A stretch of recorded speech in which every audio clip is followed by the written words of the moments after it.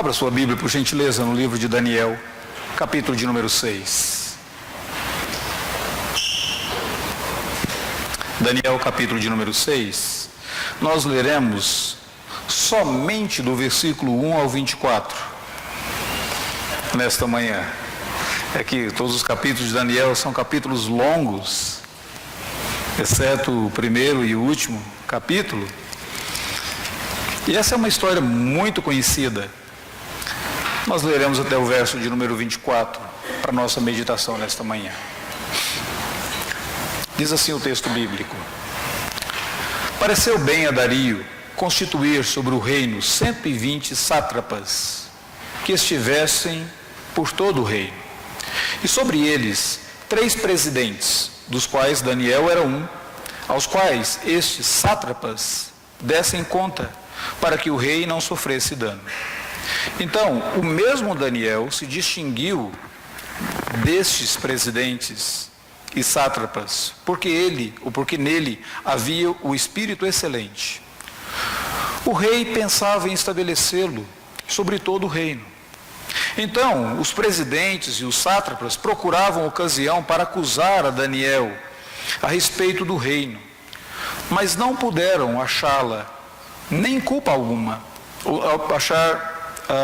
nem culpa alguma, porque ele era fiel, e não se achava nele nenhum erro e nem culpa. Disseram, pois, estes homens: nunca acharemos ocasião alguma para acusar este Daniel, se não procurarmos contra ele na lei do seu Deus. Então estes presidentes e sátrapas foram juntos ao rei e lhe disseram: ó rei Dario, vive eternamente.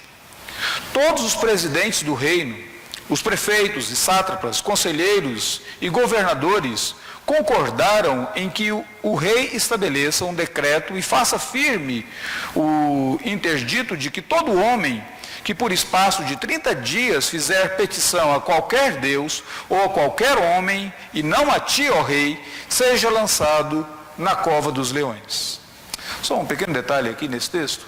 Aparentemente, a cova dos leões era um local conhecido de todos. Eles não estão dizendo em uma cova dos leões, mas na cova dos leões. Provavelmente era um local já de castigo que os medo-persas utilizavam e já era de conhecimento comum. Continua o texto. Agora, pois, ó rei, sanciona o interdito e assina a escritura, para que não seja mudada segundo a lei dos medos e dos persas, que se não pode revogar. Por esta causa, o rei Dario assinou a escritura e o interdito. Daniel, pois, quando soube que a escritura estava assinada, entrou em sua casa e em cima, no seu quarto, onde havia janelas abertas, da banda de Jerusalém, 3 vezes no dia se punha de joelhos e orava e dava graças diante do seu Deus, como costumava fazer. Então aqueles homens foram juntos e, tendo achado a Daniel a orar e a suplicar diante do seu Deus, se apresentaram ao rei e a respeito do interdito real lhe disseram: não assinaste um interdito que por espaço de 30 dias todo homem que fizesse petição a qualquer Deus ou qualquer homem, e não a ti, ó rei, fosse lançado na cova dos leões? Respondeu o rei e disse: esta palavra é certa, segundo a lei dos medos e dos persas, que se não pode revogar. Então responderam e disseram ao rei: esse Daniel, que é dos exilados de Judá, não fez caso de ti, ó rei, nem do interdito que assinaste. Antes, 3 vezes por dia faz a sua oração. Tendo o rei ouvido estas coisas, ficou muito penalizado e determinou consigo mesmo livrar a Daniel. Até o pôr do sol se empenhou por salvá-lo. Então, aqueles homens foram juntos ao rei e disseram: sabe, ó rei, que é lei dos medos e dos persas, que nenhum interdito ou decreto que o rei sancione se pode mudar. Então o rei ordenou que trouxesse a Daniel e o lançasse na cova dos leões. Disse o rei a Daniel: o teu Deus, a quem tu continuamente serves, que ele te livre. Foi trazida uma pedra e posta sobre a boca da cova, selou-a o rei com o seu próprio anel, e com o dos seus grandes, para que nada se mudasse a respeito de Daniel. Então o rei se dirigiu para o seu palácio.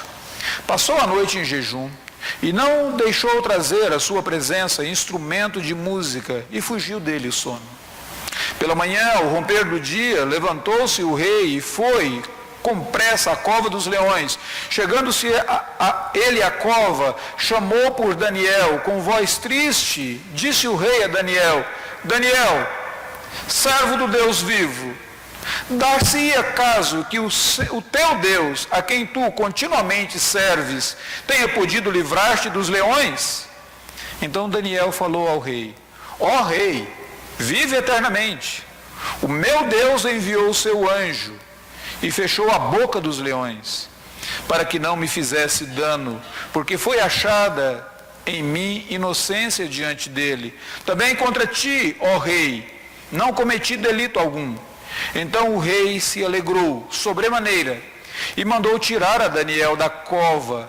E assim foi tirado Daniel da cova, e nenhum dano se achou nele, porque crera no seu Deus. Ordenou o rei, e foram trazidos aqueles homens que tinham acusado a Daniel, e foram lançados na cova dos leões, eles e os seus filhos e suas mulheres, e ainda não tinham chegado ao fundo da cova, e já os leões se apoderaram deles e lhes esmigalharam todos os ossos.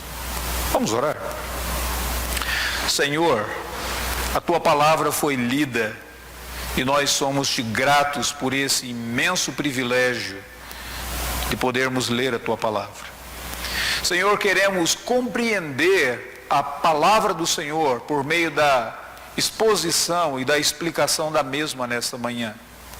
E nós bem sabemos da astúcia de Satanás, que tantas vezes tenta desviar a nossa atenção e nos dá inúmeras ocasiões para não atentarmos da palavra do Senhor e do teu Espírito que fala ao nosso coração por meio da exposição da tua palavra. Então, livra-nos das ciladas do maligno. Pai, ilumina a nossa mente e abra o nosso coração para compreendermos os teus ensinamentos na manhã desse domingo, em nome de Jesus. Amém. Algumas pessoas ensinam o capítulo 6 de Daniel, e esse é um capítulo muito conhecido, especialmente nas salas de escola dominical, histórias para as crianças, e as pessoas olham para esse capítulo e elas conseguem identificar apenas um milagre, o milagre de Daniel sendo salvo dos leões naquela cova. Eu consigo ver nesse capítulo dois milagres. O primeiro milagre que eu vejo nesse capítulo é que o texto fala de um político honesto. Daniel, se você observar, esses versículos são para serem observados. O texto diz assim, que Daniel foi colocado em uma alta posição política, e os outros que ali estavam queriam encontrar uma ocasião para acusar Daniel naquilo que ele fazia. Versículo de número 3 diz que Daniel havia se distinguido, e o verso de número 4 diz: então os presidentes, os sátrapas, procuraram a ocasião para acusar Daniel a respeito do reino, e não puderam achá-la, nem culpa alguma. Ele era fiel, e não se achava nele erro e nem culpa. E os próprios homens chegaram àquela conclusão. Então o texto fala desse político honesto, e aqueles supervisores queriam encontrar falhas neles, e eles não conseguiram encontrar falhas em Daniel. Isso, na verdade, esse é o primeiro milagre. O segundo milagre é o milagre da preservação da vida de Daniel, que foi lançado naquela cova, e por alguma razão, naquela noite, os leões estavam jejuando, ou eles não estavam com fome. Simplesmente eles não quiseram comer Daniel. O próprio Daniel explica: um anjo do Senhor Deus desceu e fechou a boca daqueles leões, e eles não comeram Daniel. O que esse texto nos ensina? Quais são as lições desse texto para nós? Eu quero dividir essa história em 3 partes, e a fim de deixar um pouco mais claro para mim e para você esse capítulo, vamos pensar nas seguintes palavras: sal, sofrimento e salvação. O texto fala sobre Daniel agindo no reino dos Medo-Persas. Babilônia não existia mais, lembra? No capítulo 5, o reino da Babilônia foi totalmente conquistado pelos Medo-Persas, agora o reino era dos Medo-Persas, e Daniel está naquele reino sendo verdadeiro sal da terra. Do versículo de número 1 ao versículo de número 4, diz que ele está profundamente envolvido com aquele mundo, com aquela sociedade, com aquele reino, com aquele domínio. Ele estava tão envolvido que ele foi colocado em uma alta posição em um mundo pagão. Ele exercia o seu trabalho como um político, como um governador, como um regente na sua área, e ele era fiel e ele fazia tudo de maneira correta, mesmo que o seu rei e mesmo que a sociedade fosse uma sociedade pagã. Naquele contexto, Daniel se destacou pela ética nos chamados pequenos detalhes. Os oponentes de Daniel, aqueles que começaram a ver como ele prosperava, como ele crescia, eles quiseram encontrar algum detalhe, alguma coisa na vida de Daniel que poderia acusar, talvez alguma investigação que pudesse identificar um erro no procedimento político administrativo de Daniel, e eles não conseguiram. O próprio rei, e o texto diz que ele tinha esse grande apreço por Daniel, e ele procurava, ele queria estabelecê-lo como um líder sobre todo o reino. Sobre todo o reino. E aqui nós temos uma primeira lição. A lição de que o servo de Deus, no mundo de Deus, ele deve atuar como sal da terra. Ele deve atuar como luz do mundo.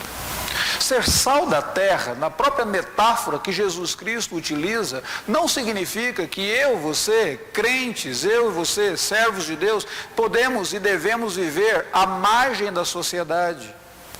Que nós devemos viver à margem do mundo, mas o sal é aquele elemento que ele se infiltra em qualquer coisa que você o colocar.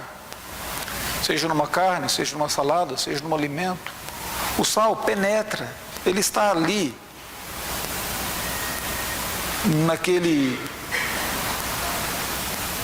naquele objeto que você o colocou. O sal, ele não apenas está infiltrado ali, mas o sal, ele altera aquele sabor, ele de alguma maneira, ele destaca, ele faz uma grande diferença. A partir do momento que você salga uma carne, uma salada, um alimento, o sabor muda rapidamente. O sal, ele não apenas faz a diferença, mas ele impede a corrupção, ele impede a deterioração completa, ele preserva aquele objeto que você colocou. Se você salga uma carne. Agora, olhando para a vida de Daniel, Daniel estava atuando justamente como o sal da terra.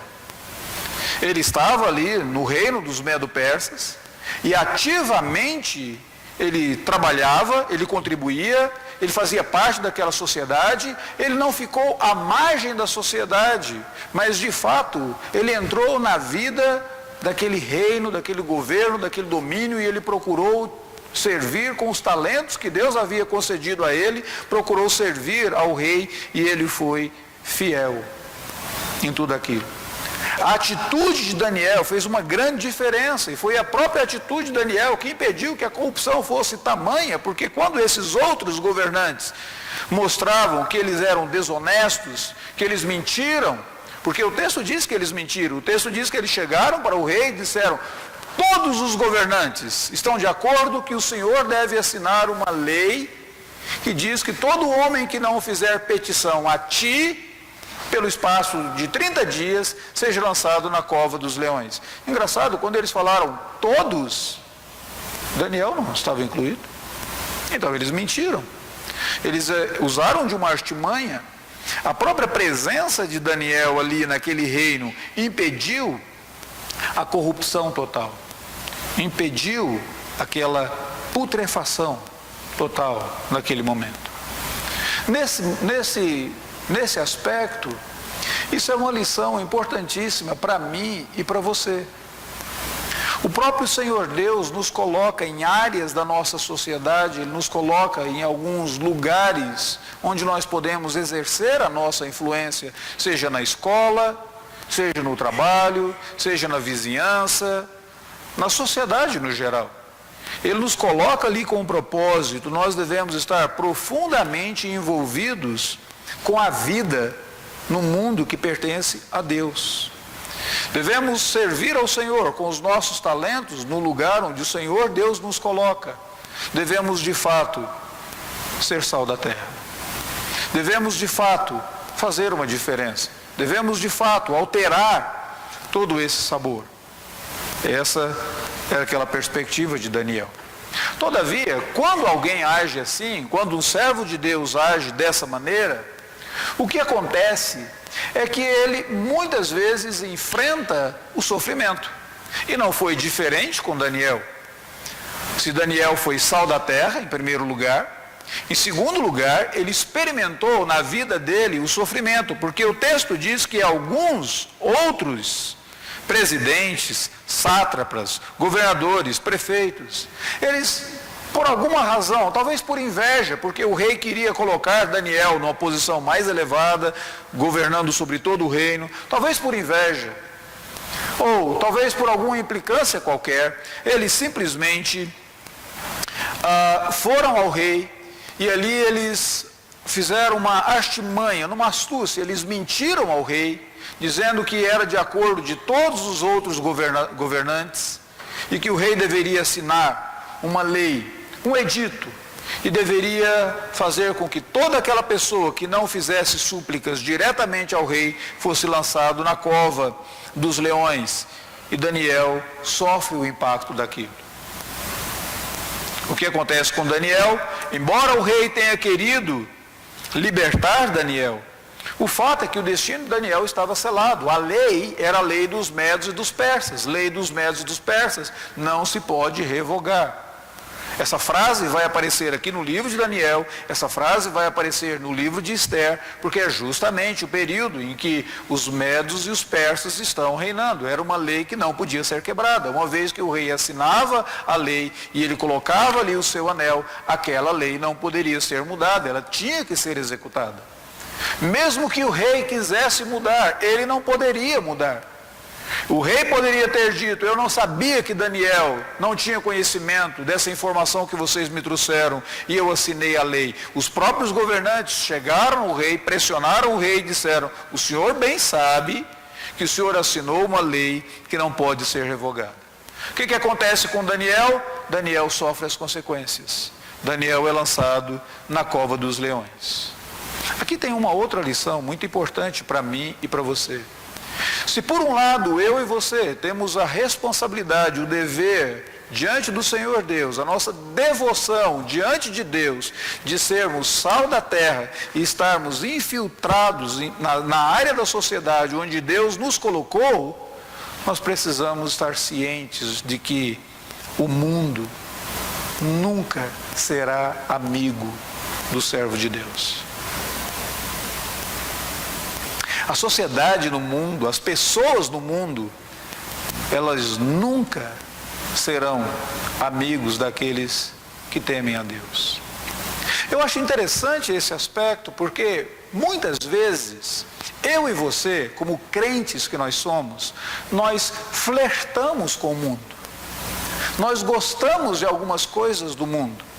Eu acho interessante quando muitas vezes eu ouço de alguns cristãos a seguinte frase: o meu melhor amigo não é crente. O meu melhor amigo é uma pessoa que não teme a Deus, porque na igreja eu não tenho amigos tão bons quanto lá fora. É verdade, o seu melhor amigo, ele pode ser alguém que não seja um crente. Só quero te dizer uma coisa: você não é o melhor amigo dele. Ele é o seu melhor amigo.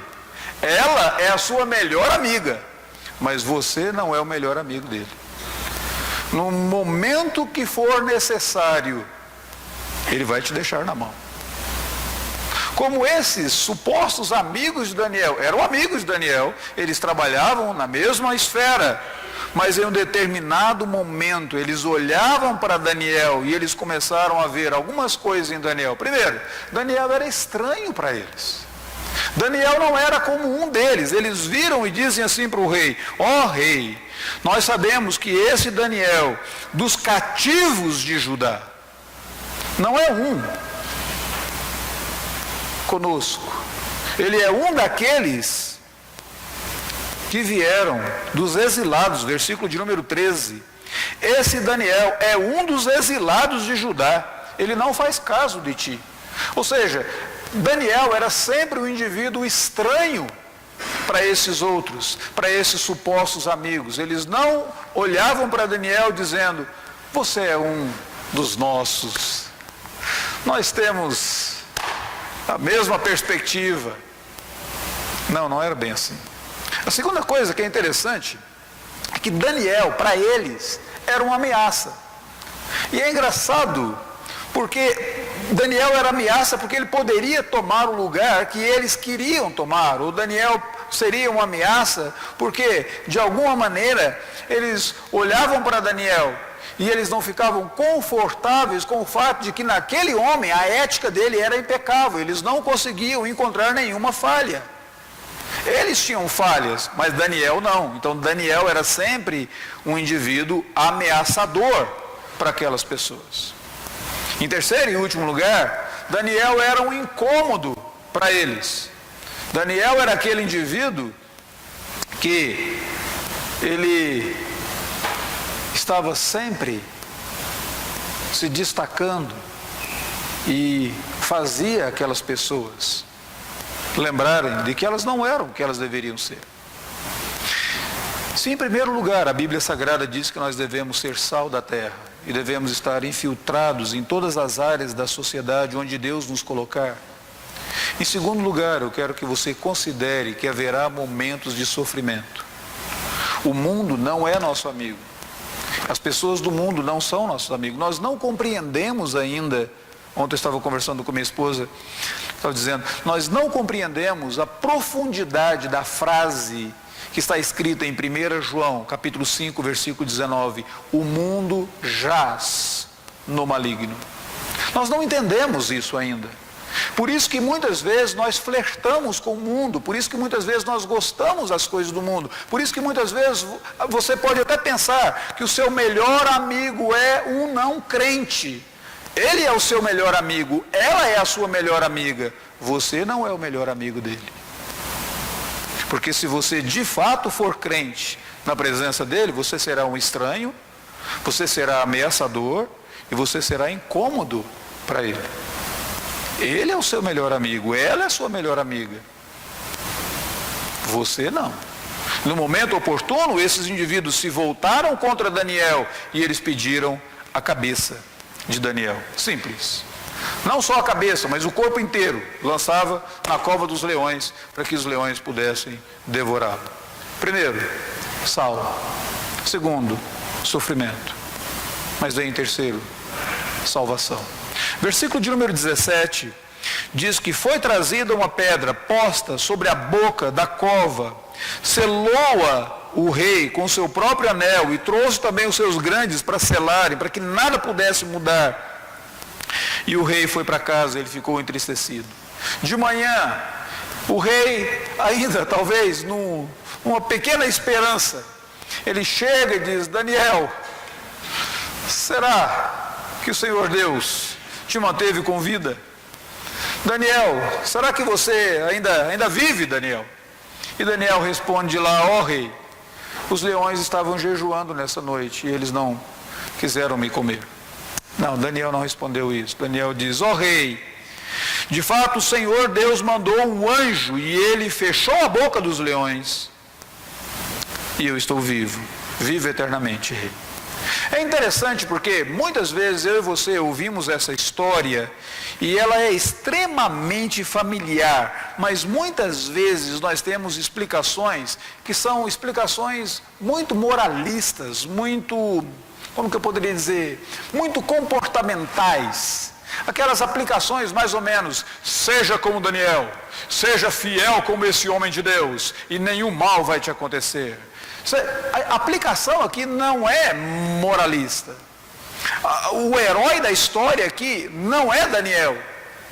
O herói da história foi Deus quem enviou um anjo e fechou a boca dos leões. O herói da história foi Deus quem preservou a vida de Daniel. O herói da história foi Deus que salvou Daniel. Versículo de número 23 diz assim: então o rei se alegrou sobremaneira e mandou tirar Daniel da cova. E assim foi tirado Daniel da cova, e nenhum dano se achou nele, porque crera no seu Deus. O que é interessante notar aqui?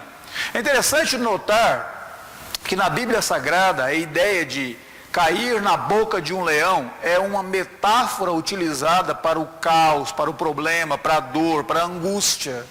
E quem livra do caos, da dor, da angústia nesse texto, não foi a justiça de Daniel, mas foi a intervenção de Deus. A salvação é sempre iniciativa de Deus. Salvação é para aqueles que creem em Deus, e o Senhor Deus envia-lhes, de fato, a sua salvação. O que Daniel estava experimentando aqui nesse texto era uma antecipação, um prenúncio daquilo que haveria de acontecer alguns séculos depois da história de Daniel. Você bem sabe que alguns séculos depois da vida de Daniel, houve uma outra cova. Houve uma outra pedra colocada na boca daquela cova. Foi colocada ali uma pessoa, não viva, mas morta. E de repente, essa pessoa ressuscita. E o poder da vida naquela pessoa revolve a pedra, triunfa sobre a morte.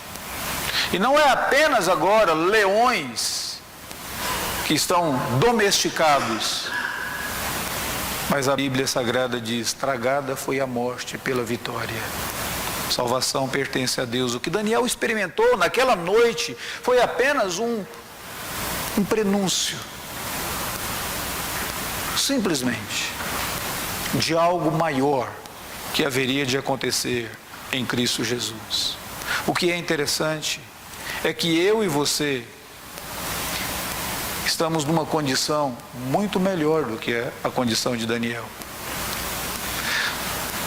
Nós, hoje, estamos numa condição de que sabemos que a morte de fato já foi tragada, que a morte não tem poder sobre nós, que ainda que o nosso corpo pereça, temos a vida eterna, temos a salvação, porque Cristo Jesus já abriu aquela tumba. A morte foi tragada pela vitória e a nossa salvação foi realizada, é uma realidade, não apenas uma possibilidade. Daniel poderia morrer e poderia ser liberto. Eu e você não podemos. Não é mais uma questão de possibilidade, mas é uma questão de realidade. Aqueles que creem no Senhor Jesus, eles são libertos, eles são salvos, eles já receberam a salvação. O próprio Senhor Jesus Cristo diz que Ele nos dá a vida eterna, e a promessa do Senhor Jesus é promessa verdadeira. Ser sal da terra é a minha obrigação e é a sua obrigação, e esse texto de fato nos convida a sermos assim, sermos sal da terra, preservar, fazer diferença, infiltrar na área, em cada área da sociedade que o Senhor Deus nos colocar. Sofrer pela fidelidade ao Senhor Deus, no mundo que é um mundo inimigo de Deus, e por isso, porque o mundo é inimigo de Deus, o mundo nunca será nosso amigo. Mas até mesmo a possibilidade do sofrimento, de sofrer nesse mundo, pela nossa fidelidade a Deus.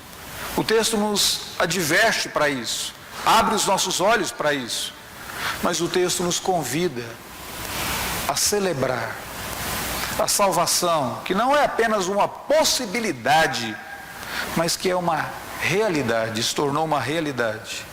Porque o Senhor Deus não enviou apenas um anjo, no nosso caso, para fechar a boca dos leões, mas Ele enviou o seu próprio Filho, Jesus Cristo, que morreu por nós, foi colocado naquele sepulcro, naquela tumba, mas Ele ressuscitou, e a tumba foi aberta, e Ele nos garante eterna salvação.